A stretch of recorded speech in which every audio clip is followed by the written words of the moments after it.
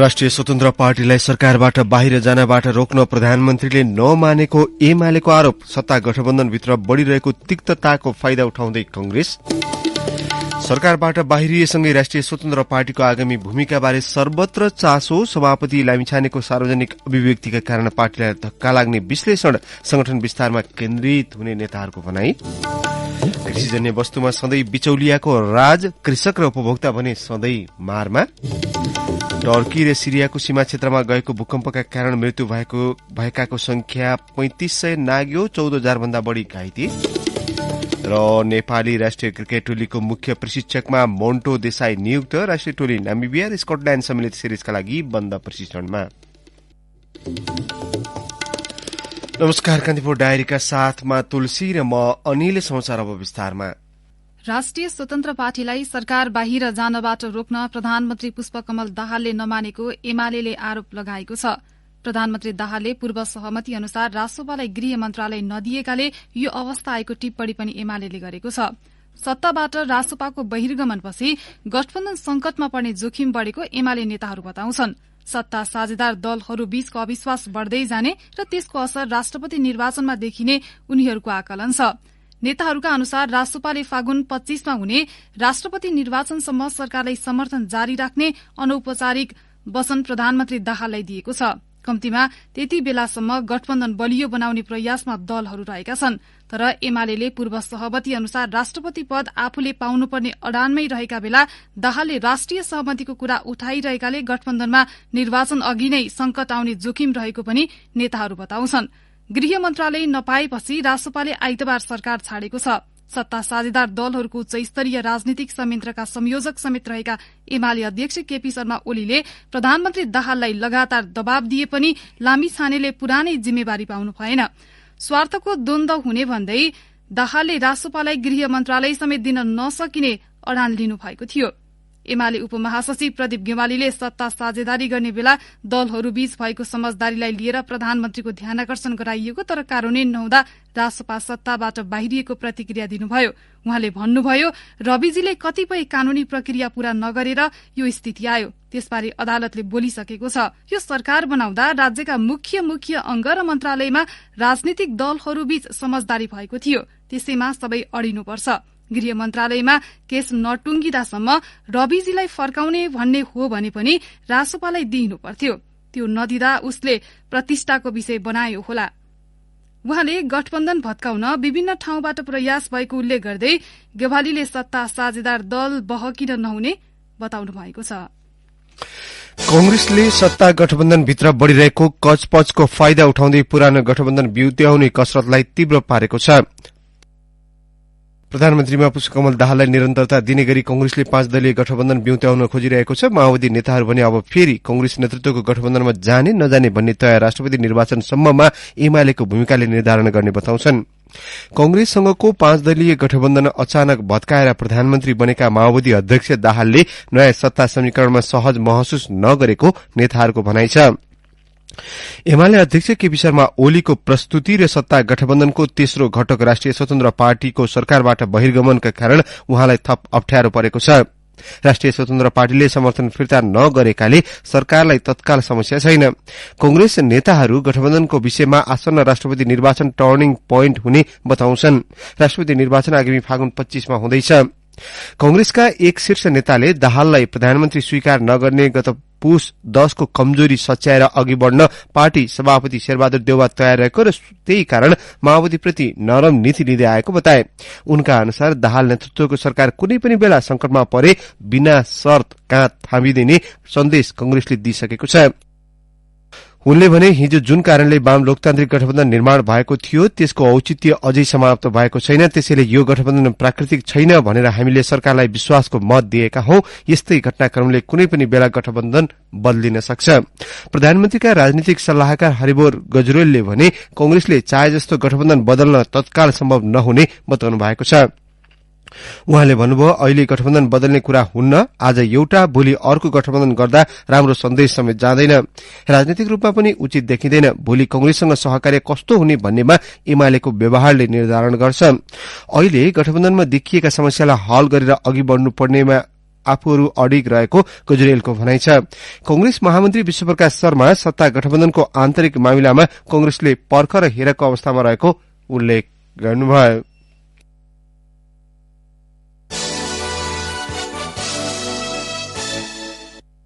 Nepal media सोसाइटीले राष्ट्रिय स्वतन्त्र पार्टीका सभापति रवि लामिछानेले मीडिया र मीडियाकर्मीप्रति आधारहीन पूर्वाग्रही र मनगढ़न्ती आरोप लगाउँदै आइतबार दिएका धम्कीपूर्ण अभिव्यक्ति प्रेस तथा अभिव्यक्ति स्वतन्त्रतामाथिको गम्भीर घात भएको बताएको छ। सोसाइटीका अध्यक्ष शुभशंकर कणेलले सोमबार विज्ञप्ति जारी गरी लामिछानेलाई आफ्नो अभिव्यक्ति तत्काल सच्याउन, गाली गलौज फिर्ता लिन र लगाइएका आरोप पुष्टि गर्न चुनौती दिनुभएको छ। विज्ञप्तिमा भनिएको छ, नेपाल मीडिया सोसाइटी लामिछाने र उनको दललाई प्रश्न गर्न चाहन्छ। नेपालको प्रचलित संविधान, ऐन, कानून र नेपालको न्यायपालिकामाथि बर्बराहट गर्ने अधिकार कहाँबाट प्राप्त भयो? तसर्थ समयमै आफ्नो गल्ती सच्याउन र आम जनता तथा मीडियाको संवैधानिक अधिकारमाथि चुनौती दिने गल्ती नदोर्याउन चेतावनी दिन चाहन्छौ। लामिछानेले विद्यमान संविधान, ऐन र कानूनलाई हातमा लिएर कथित भीड़को सहारामा मीडियालाई आफै कारवाही गर्ने भनिदिएको चेतावनीबाट नेपालका संचार प्रतिष्ठान र संचारकर्मीहरू असुरक्षित हुन सक्ने स्थिति देखा परेको विज्ञप्तिमा उल्लेख छ। विज्ञप्तिमा भनिएको छ, संचार प्रतिष्ठान र संचारकर्मीहरूको नामै लिएर सार्वजनिक रूपमा धम्की दिएको घटनाप्रति सम्बन्धित पक्ष र सरकारको समेत गम्भीर ध्यानकर्षण भएको गराउन चाहन्छौ। सोसाइटीले लामिछानेका अभिव्यक्तिबाट सिर्जित हुन सक्ने कुनै अप्रिय घटनाको स्वयं लामिछाने र उनको दल जिम्मेवार हुनुपर्ने स्पष्ट गरेको छ। संघीय लोकतान्त्रिक गणतन्त्रको स्थापना, प्रेस तथा अभिव्यक्ति स्वतन्त्रताको रक्षा र नागरिक अधिकारको पक्षमा निरन्तर रूपमा संघर्ष गर्दै आएको नेपाली मीडिया जगत कुनै पनि दल वा व्यक्तिका धम्कीबाट विचलित नहुने पनि सोसाइटीले जनाएको छ। लामिछानेले नेपाल संचार माध्यम र पत्रकारमाथि दिएको धम्कीपूर्ण राज्य मौन बसेकामा अन्य सरकारवालाले पनि प्रश्न उठाएका छन्।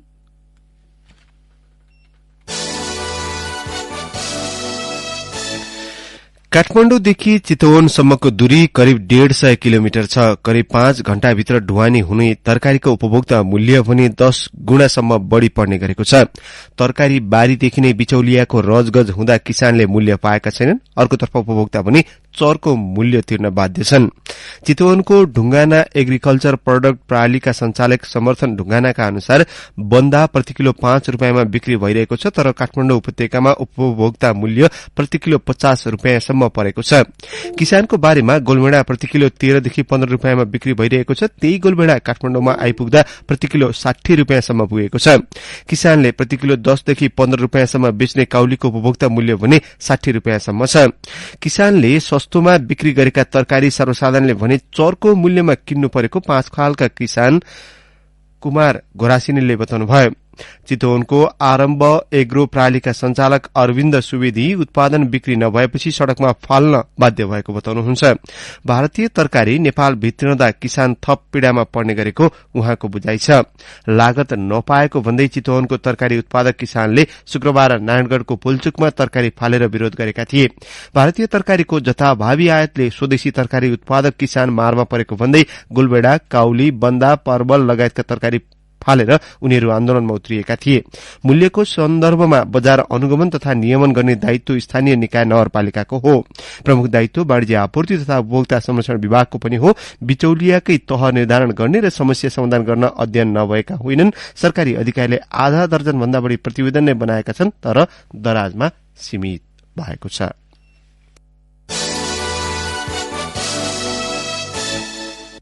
सरकारले सम्पत्ति शुद्धिकरण सम्बन्धी विधेयक फास्ट ट्र्याकमा अघि बढ़ाउने भएको छ। सम्पत्ति शुद्धिकरण निवारण ऐन 2064 का केही व्यवस्थाहरू संशोधन गर्नका लागि केही ऐनलाई संशोधन गर्न बनेको विधेयकलाई द्रुत गति फास्ट ट्र्याकमा अघि बढ़ाउने निर्णय मन्त्री परिषद बैठकले गरेको हो। हिजो बसेको मन्त्री परिषद बैठकले सो विधेयकलाई द्रुत गतिमा अघि बढ़ाउने निर्णय गरेको उपप्रधान एवं अर्थमन्त्री विष्णु पौडेलले जानकारी दिनुभयो। उहाँले भन्नुभयो, सम्पत्ति शुद्धिकरण सम्बन्धी विधेयक पारित नहुँदा राज्यलाई पर्ने असरबारे सरकार पूर्ण जानकार छ। सम्पत्ति शुद्धिकरण सम्बन्धी राष्ट्रिय पुनरावलोकन परिषदले गत साता नै द्रुत गतिमा अघि बढ़ाउने निर्णय गरिसकेको थियो। सोही निर्णय अनुसार सोमबार विधेयक मन्त्री परिषदमा पेश भएको हो। मन्त्री परिषदको निर्णयसँगै अब सरकारले विधेयक छिटै प्रतिनिधि सभा संसदमा लाने पनि उहाँले जानकारी दिनुभयो। यसैबीच अख्तियार दुरूपयोग अनुसन्धान आयोगले धनुषाको शहीद नगर नगरपालिकाका पूर्व प्रमुख र उपप्रमुख सहित 12 जना विरूद्ध विशेष अदालतमा भ्रष्टाचार मुद्दा दायर गरेको छ। नगरपालिकाले आर्थिक वर्ष 2074-75 का लागि वडा नम्बर 8 स्थित विश्वर बोरा नहरदेखि गोठा कोयलपुर सीमासम्म कृषि सड़क निर्माण गर्दा फर्जी कागजात बनाएर रकम हिनामिना गरेको दाबीसहित अख्तियारले मुद्दा दायर गरेको हो। उजुरी परेपछि अनुसन्धान गर्दा उपभोक्ता समिति मार्फत भएको काममा वास्तविकता भन्दा बढ़ी काम देखाएर 2,12,816 रूपियाँ हिनामिना गरेको पुष्टि भएपछि तत्कालीन नगर प्रमुख उदय कुमार बर्बरिया, उपप्रमुख शिलादेवी कापरी, तत्कालीन लेखा समिति संयोजक जयशीलाल बिनुवार यादव र सुशासन समितिका संयोजक कन्हैया मुखिया विरूद्ध कैद र बिगो बमोजिम जरिवानाको माग दावी गरिएको अख्तियारले उल्लेख गरेको छ। कान्तिपुर डायरीमा अब ब्रेकको पालो। ब्रेकपछि कान्तिपुर डायरीमा अब कान्तिपुर सविस्तारको पालो। कान्तिपुर सविस्तार। गृहमन्त्री पाउनुपर्ने माग पूरा नभएपछि राष्ट्रिय स्वतन्त्र पार्टी सरकारबाट बाहिरिएसँगै सो पार्टी आगामी दिनमा कसरी अघि बढ़छ भन्ने चासो सर्वत्र देखिएको छ। सरकारबाट बाहिरिँदै गर्दा पार्टी सभापति रवि लामिछानेले दिएको सार्वजनिक अभिव्यक्तिलाई लिएर व्यापक आलोचना भएको छ। संचारकर्म छाडेर राजनीतिमा प्रवेश गरेका लामिछानेको पार्टीले छोटो अवधिमै प्राप्त गरेको राजनीतिक हैसियत नै कमजोर हुने टिप्पणीहरू भएका छन्। तर सो पार्टी नेताहरूले भने अब आफूहरू संगठन विस्तारमा केन्द्रित हुने बताएका छन्। 62 घण्टा 12 मिनटसम्म निरन्तर कार्यक्रम चलाएर कीर्तिमान कायम गर्दै लामिछानेले नेपाली टेलिभिजन क्षेत्रमा पुनरागमन गरेका थिए। 2070 साल वैशाख 1 गते उनले सो कीर्तिमान बनाएका हुन्। त्यसको 2 वर्षपछि प्रधानमन्त्री केपी शर्मा ओलीको पालामा 2073 वैशाख 11 गते उनले नेपाल टेलिभिजनमा सीधा कुरा प्रधानमन्त्रीसँग नामको टेलिभिजन कार्यक्रम सञ्चालन गरे। जनताले सिधै प्रधानमन्त्रीलाई गुनासो सुनाउन पाउने गरी शुरू गरिएको सो कार्यक्रमले लामिछानेलाई थप चर्चित बनायो। अर्को सरकार बनेपछि सो कार्यक्रमबाट बाहिरिएका लामिछानेले एक निजी टेलिभिजनमा सीधा कुरा जनतासँग कार्यक्रम सञ्चालन गरे। मुलुकका बेथिति र राज्य संयन्त्रका गलत कार्य अनि राजनीतिक दलको आलोचना तथा जनताको चासो गुनासो र समस्याबारे तयार पारेको कार्यक्रमबाट उनले आम दर्शकमा छुट्टै पहिचान बनाएका थिए। समयक्रममा उनी निजी क्षेत्रको अर्को एक टेलिभिजनमा जोडिएका थिए, तर उनले सो टेलिभिजन छाडेर राजनीति शुरू गरे। असार 7 गते राष्ट्रिय स्वतन्त्र पार्टीको घोषणा गर्दै प्रतिनिधि सभा निर्वाचनका लागि चितवन क्षेत्र नम्बर 2 मा प्रतिस्पर्धा गरेका थिए र भारी मत ल्याएर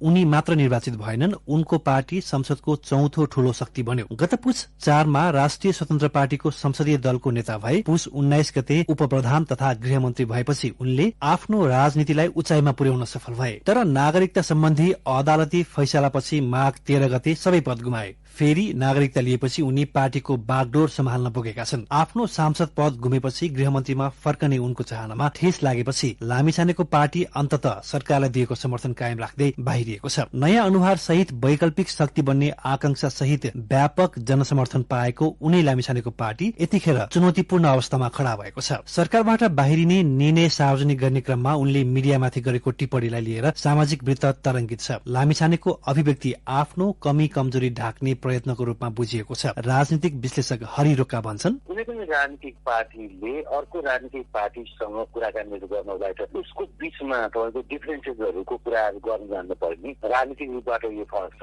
हामी कार्यक्रमिक रूपबाट त्यो पार्टीसँग भिन्नता छौँ। उहाँहरूले अहिलेसम्म त्यो देखाउन सक्नु भएको छैन र उहाँहरूसँग त्यो कार्यक्रम नै छैन। त्यसले गर्दाखेरि उहाँहरू अरू जस्तै आकाशमा ठुल्यो भने मुखमा पर्छ भन्ने जस्तै तपाईँको छ भने उहाँहरूले अरू पार्टीहरूलाई भोलिको एक्जिस्टेन्सलाई समस्या हुन्छ भनेर पनि अरू पार्टीहरूलाई गाली नगरे हुन्छ। नागरिकता र पासपोर्टको विषयमा संचार माध्यममा आएका समाचारप्रति चित्त दुखाउँदै उनले आक्रोशपूर्ण र अशोभनीय अभिव्यक्ति दिएपछि संचार जगतले आपत्ति जनाइरहेको छ। लामिछानेले असन्तुष्टि व्यक्त गर्ने क्रममा सरकारको महत्वपूर्ण निकाय भित्रको गोपनीयता भंग गरेको आरोप पनि लागेको छ। वरिष्ठ पत्रकार राजेन्द्र दाहालले भने, इन्डियन एजेन्टले दुःख दिए भनेर हिन्दीमा अंग्रेजीमा भारतीय प्रधानमन्त्रीले गुहारे तिनले, त्यो चाहिँ बडो दुर्भाग्यको कुरा हो। नेपालको अस्ति भर्खरको गृह मन्त्रीले कुर्सीबाट बाहिर आउने बित्तिकै इन्डियन प्रधानमन्त्री, भारतको प्रधानमन्त्री अर्को देशको प्रधानमन्त्रीलाई हार गुहार गर्छ। बाबा गृह मन्त्री भएर बसेको मान्छेले त्यही एजेन्ट पक्रेर सुनिदिनु पर्थ्यो, अथवा क्याबिनेटमा कुरा उठाएर कूटनीतिक च्यानलबाट कुरा गर्नु पर्छ भने के कुरा गर्नु पर्थ्यो। सरकारबाट बाहिरिएसँगै अब राष्ट्रिय स्वतन्त्र पार्टीको भूमिका के हुन्छ भन्ने चासो देखिएको छ। जनमतको राम्रो समर्थन पाएको पार्टीका सभापतिले दिएका सार्वजनिक अभिव्यक्तिले समग्र पार्टीलाई नै अप्ठ्यारो पार्न सक्ने विश्लेषण भएका छन्। तर ती दलका नेताहरूले भने सरकारबाट बाहिरिएपछि आफूहरू पार्टी संगठन विस्तारमा लाग्ने बताएका छन्। स्वतन्त्र पार्टी आगामी दिनमा कसरी अघि बढ्छ भन्ने प्रश्नमा पार्टीका सहमहामन्त्री कविन्द्र बुर्लाकोटीले भने सरकार गठन, त्यस पछाडि भएका राजनीतिक निर्णयहरू, राजनीतिक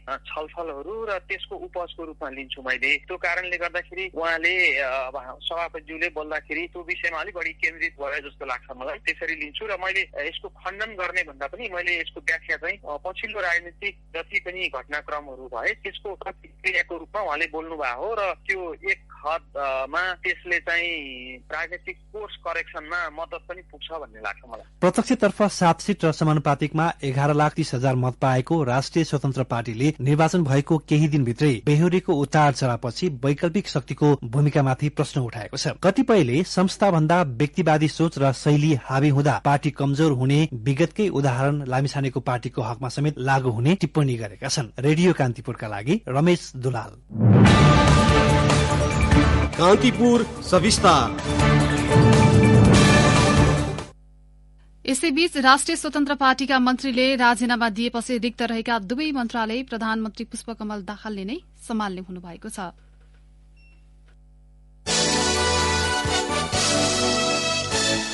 नागरिकता लगायतका विधेयक संसदमा लैजाने विषयमा राजनीतिक दलबीच समझदारी भएको छ। बालुवाटार स्थित प्रधानमन्त्री निवासमा प्रधानमन्त्री पुष्पकमल दाहाल र संसदमा प्रतिनिधित्व गर्ने राजनीतिक दलका प्रमुख सचेतक र नेताहरूबीच भएको छलफलमा नागरिकता, संक्रमणकालीन न्याय, विकास तथा सुशासनसँग सम्बन्धित विधेयक संसदमा लैजाने सहमति भएको हो। दाहालले हिजो संसदको बिजनेस र विधेयक अगाडि बढ़ाउने बारे संसदमा प्रतिनिधित्व गर्ने राजनीतिक दलका प्रमुख सचेतक र नेताहरूसँग छलफल गर्नुभएको थियो।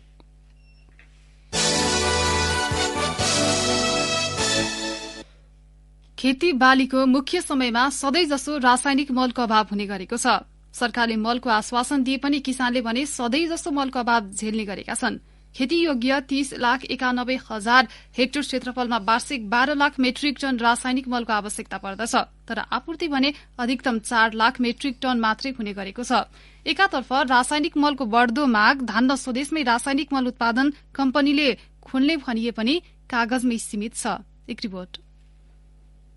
सरकारले रासायनिक मल अनुदानमा वर्षेनी अर्बौं रकम विनियोजन गर्छ। चालू आर्थिक वर्षमा मात्रै रासायनिक मलका लागि 15 अर्ब रुपैयाँ छुट्याएको छ। मंसिर महिनासम्म 1,25,000 मेट्रिक टन मल भित्राएको मन्त्रालयको तथ्याङ्कमा उल्लेख छ। यस्तै आर्थिक वर्ष 2076-77 मा 10 अर्ब 52 करोड़ 95 लाख रुपैयाँ बराबर रकमको 3.5 लाख मेट्रिक टन मल आयात भएको थियो। आर्थिक वर्ष 2077-78 मा 11 अर्ब रुपैयाँको 4 लाख मेट्रिक टन मल आयात भएको थियो। आर्थिक वर्ष 2078-79 मा 27 अर्ब 71 करोड़ रुपैयाँ खर्चिएर 1,91,000 मेट्रिक टन मल ल्याएको थियो। माग अनुसार रासायनिक मल ल्याउन नसक्नु बारे मन्त्रालयका प्रवक्ता प्रकाश कुमार सञ्जेल भन्छन्, मल ल्याउने प्राप्तिमा त हामीलाई स्रोतको समस्याको कारणले गर्दाखेरि हैन, हामीलाई जति मल चाहिने हो त्यति हामीले ल्याउनै सकेका छैनौं। सरकारले रासायनिक मल आयात गर्नका लागि 70% कोटा कृषि सामग्री कम्पनी लिमिटेड र 30% साल्ट ट्रेडिङलाई दिएको छ। यी दुई कम्पनीले आयात गरेको अनुदान रकमको रासायनिक मल लक्षित वर्गसम्म नपुगेको बताउँछन् कृषि विज्ञ कृष्ण पौडेल। किसानको पहुँच पनि हुँदैन, उहाँले पाउँदा पनि पाउनुहुन्न, अर्को पैसातिर किन्न सक्ने हाल पनि छैन। त्यो अर्थमा लक्षितमा त पुग्दैन यो अनुदान। यो अनुदान त के हो भने राज्यले चाहिँ ठुला व्यापारीहरूलाई, ठुला व्यावसायिक भनिने ठुला व्यापारीहरूलाई एकाउको छुट दिने मात्रै सोच बनाएको, किनभने त्यस्तो छुट दिन लिन उनीहरू सबै मिलेरै यो काम गर्छन्। रासायनिक मलको कारखाना सञ्चालनमा ल्याउँदा लागत बढी लाग्ने तर उत्पादित मल नेपालमा खपत हुन नसक्ने र अन्तर्राष्ट्रिय बजार नरहेको मन्त्रालयका प्रवक्ता सञ्जेलको भनाइ छ। आर्थिक पक्ष विश्लेषण गर्दाखेरि तत्कालै फाइदा नहुन सक्छ, किनकि हामी ब्रेक इभनमा भनेको हामीलाई मिनिमम खर्च निकाल्नको लागि जुन परिमाण उत्पादन गर्नुपर्छ त्यो उत्पादन सबै चाहिँ हाम्रो खपत हुँदैन। र त्यसको चाहिँ तत्काल इन्टरनेसनल मार्केट छ र अर्को प्रविधि पनि धेरै कम्प्लेक्स छ। अरू अहिले हाइड्रोलाइसिस विधि भनेर पनि आएको छ होइन, त्यसको विज्ञहरू हामीसँग छैन। एकातिर सरकारी अनुदानको मल लक्षित वर्गको पहुँचमा पुग्न सकेको छैन, अर्कोतिर वास्तविक किसानले पशुको मल मूत्र झारपातबाट बन्ने जैविक र कम्पोस्ट मल प्रयोग गर्दै आएका छन्। रासायनिक मलको प्रयोगले माटोको उर्वरा शक्तिमा ह्रास आउनुका साथै किसानको पहुँच नपुग्ने भएकाले रासायनिक मल आयात गर्नुभन्दा प्राङ्गारिक र जैविक मल उत्पादनमा जोड दिनुपर्ने विज्ञहरूको सुझाव छ। कृषि विज्ञ पौडेल भन्छन्, सहरी फोहोरहरू छ, अब अहिले चाहिँ अलिकति ठुलो मात्रामा गरेको अब यो गाई पालन कुखुरा पालन त्यहाँबाट आउने मलहरूको कुरालाई जैविक भन्ने झारपातहरूसँग मिलाएर बनाउने मलको कुरा छ। अब गहतबाट अनि त्यसपछि गोबरबाट होइन झोल मलहरू बनाउने कुरा छ। अब त्यसबाट हेर्नुपर्ने हुन्छ, त्यसलाई चाहिँ कुनै कारखानाको उत्पादनबाट हेर्यो भने चाहिँ यो गलत हुन्छ। देशभरमा जैविक तथा प्राङ्गारिक मल उत्पादन गर्ने करिब 38 कम्पनी दर्ता भए पनि 15वटा मात्रै सञ्चालन भएको छ। सरकारले माटोको उर्वरा सुधारका लागि प्राङ्गारिक तथा जैविक मल नियमन कार्यविधि 2068 ल्याएको छ। प्रदेश र स्थानीय तहले जैविक प्राङ्गारिक मलका लागि केही बजेट छुट्याए पनि जैविक र प्राङ्गारिक मल प्रवर्धनका लागि पर्याप्त नरहेको स्वदेशी मल उत्पादक कम्पनी उचित जैविक उद्योग प्रणालीका कार्यकारी निर्देशक जस श्रेष्ठको गुनासो छ। स्वदेशी मल उत्पादनहरूलाई प्राङ्गारिक मललाई केही अनुदान छुट्याएको छ, तर त्यो एकदमै कम छ, अति नै कम छ रासायनिक मलको तुलनामा। यो जैविक मलहरूलाई पनि 50-60% सम्म अनुदान पायो भने चाहिँ यसले व्यापक रूपमा मार्केट लिन्छ र नेपालको माटो क्रमिक रूपमा अत्याधिक नै यसको माटोको क्वालिटी बढ्दै जान्छ। नेपालमा रासायनिक मल आयातमा अर्बौं रुपैयाँ खर्चिनु भन्दा जैविक र प्राङ्गारिक मलमा जोड दिनुपर्ने सरकारवाला बताउँछन्। किसानको पहुँचमा मल पुर्याउन र माटो सुधारका लागि जैविक र कम्पोस्ट मललाई प्राथमिकता दिनुपर्ने उनीहरूको भनाइ छ। रेडियो कान्तिपुरका लागि सरिता थारू। कान्तिपुर डायरीमा पुनः ब्रेकको पालो। ब्रेकपछि अब आर्थिक प्रसंग। आयात निरन्तर घटेको र रेमिट्यान्स बढ़ेको लगायत कारणले पछिल्ला महिनाहरूमा अर्थतन्त्रका बाह्य सूचकहरूमा लगातार सुधार भइरहेको राष्ट्र बैंकको मासिक प्रतिवेदनले देखाएको छ। राष्ट्र बैंकले सोमबार सार्वजनिक गरेको चालू आर्थिक वर्षको पहिलो 6 महिनाको समग्र आर्थिक तथा वित्तीय प्रतिवेदनले मुलुकको विदेशी मुद्रा संचित थप 1 खर्ब 21 अर्बले र रेमिट्यान्स 24.3% बढ़ेको छ भने शोधानान्तर स्थिति 97 अर्ब 10 करोड़ रूपैयाँले बचतमा रहेको देखिएको छ। आयात नियन्त्रणका लागि विगतमा सरकार र राष्ट्र बैंकद्वारा भएका नीतिगत प्रयास, कर्जा विस्तारमा कडाई लगायत कारणले पछिल्ला महिनाहरूमा मुलुकको बाह्य सूचकहरूमा सुधार भएको र त्यो सुधारलाई कायम राख्ने अबको चुनौती भएको अर्थविदहरूले बताएका छन्। अर्थतन्त्रको बाह्य अवस्था सहज भइसकेकाले सरकारले पुँजीगत खर्च वृद्धि गरेर मन्दीको संघारमा रहेका अर्थतन्त्रलाई जोगाउनुपर्ने र आर्थिक गतिविधि चलायमान बनाउनुपर्ने उनीहरूको सुझाव छ। केही महिना यता उद्योग व्यवसायमा सुस्ती आएको छ। यो अवधिमा उद्योगहरूको उत्पादन मात्रै घटेको छैन, उपभोक्ताको उपभोग क्षमतामा पनि कमी आएको छ। तरलता अवस्थामा सुधार आए पनि उच्च ब्याजदर र चालू पुँजी कर्जा सम्बन्धी नीतिगत व्यवस्थाले उद्योगी व्यवसायले नयाँ कर्जा लिन सकेका छैनन्। कान्तिपुर डायरीमा अब अन्तर्राष्ट्रिय प्रसंग। टर्कीको दक्षिण पूर्वी शहर गाजियान्टेपमा गएको शक्तिशाली भूकम्पमा परि मृत्यु भएकाको संख्या 3500 नागेको छ। भूकम्पमा परि टर्कीमा 2300 जनाको मृत्यु भएको छ भने सिरियामा 1400 जनाको मृत्यु भएको अन्तर्राष्ट्रिय समाचार माध्यमले उल्लेख गरेका छन्। टर्कीमा 14,000 बढ़ी घाइते भएका छन्। दुई मुलुकका सयौं भवन भत्किएपछि भग्नावशेषमा फँसेकाको उद्धार जारी छ। विश्व स्वास्थ्य संगठन WHO ले भने भूकम्पमा परि मृत्यु हुनेको संख्या अझै बढ्न सक्ने उल्लेख गरेको छ।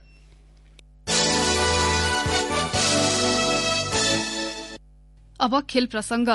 नेपाली राष्ट्रिय क्रिकेट टोलीको मुख्य प्रशिक्षकमा मोन्टी देसाई नियुक्त भएका छन्। नेपाल क्रिकेट संघ्यानले आईसीसी विश्वकप लीग 2 त्रिकोणात्मक ओडीसीआई सिरिज शुरू हुनु करिब एक साता अघि देसाईले मुख्य प्रशिक्षकमा नियुक्त गरेको हो। माघ 14 गते नेपाल आएका देसाईले मुख्य प्रशिक्षक नियुक्त नहुँदै बन्द प्रशिक्षण शुरू गरेका थिए। ती 5 मध्येबाट क्यानले देसाईलाई नियुक्त गरेको हो। घरेलु मैदानमा हुने नेपाल, नामिबिया र स्कटल्याण्ड सम्मिलित सिरिजको तयारी स्वरूप राष्ट्रिय टोली हाल बन्द प्रशिक्षणमा छ।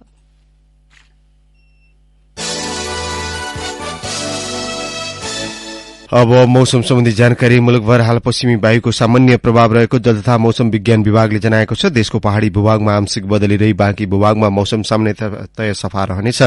काठमाडौँ उपत्यकाको न्यूनतम तापक्रम 7 डिग्री सेल्सियस मापन गरिएको छ। अधिकतम तापक्रम 21 डिग्रीसम्म पुग्न सक्नेछ। सूर्योदय केही बेर अघि 6:47 भयो भने सूर्यास्त भरे साँझ 5:48 हुनेछ। हवस् त प्रसंगसहित कान्तिपुर डायरीको यो बुलेटिन अहिलेलाई यही सकिन्छ। साथी तुलसी र म अनिल विदा माग्छौं। नमस्कार।